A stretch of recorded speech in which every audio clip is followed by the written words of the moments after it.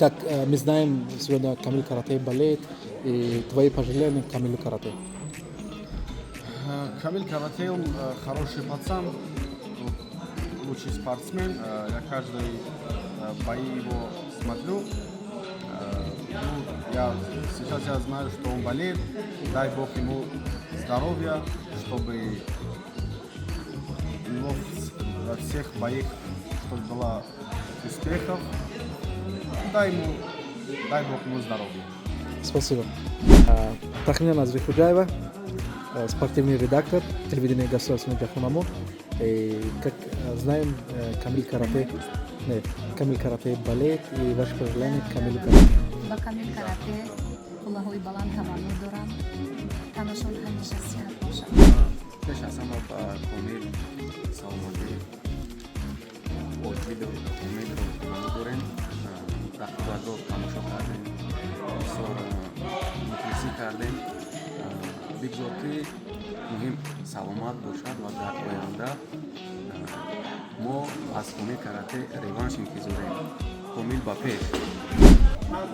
بسیار جوان گویستادی است ورزشکار خوب است و او شکوی کامل بزرگی تمام می‌کند. یک چیز رو من باید خط کنم که کامیل کاراته متعلق به یک پنجکی نیست، متعلق به یک تاجیکستان نیست و علاقه یک تاجیک است که برای تمام جهان میلیون ها حتی شاید میلیارد ها نفر مخلص میلیون ها نفر هوادار داشته باشد و علاقه در قطار بزرگانی که تو امروز ملت تاجیک تربیت کرده است به وی رسانده است.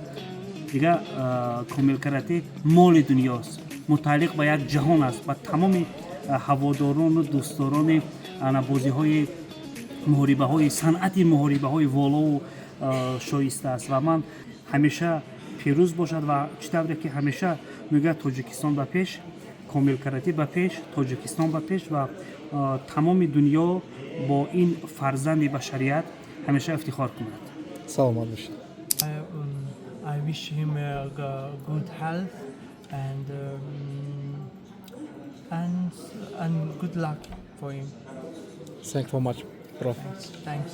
امید داریم آرزو داریم که باز این ورزشکاری بهترین ما با روزی نیک بیند و پرچم تاجیکستان در تمام دنیا بلند بردارد. Скорейшего выздоровления, потому что здоровье для спортсмена это самое главное, что есть. Также успехов, удачи. Мои пожелания Камилу карате такие, что всегда помни, Камил, то, что ты для нас не проиграл. Эта битва была настоящих спортсменов, настоящих бойцов. Желаем тебе здоровья, удачи в дальнейшем и запомни, ты еще вернешься более сильнее, чем тогда, когда ты потерпел поражение. Спасибо огромное. И в конце фирменное слово таджиков. Таджикистан Бапеш. Таджикистан Бапеш. Камил карате бапеш. Таджикистан, ну я не могу как он, ну Таджикистан, Бапеш.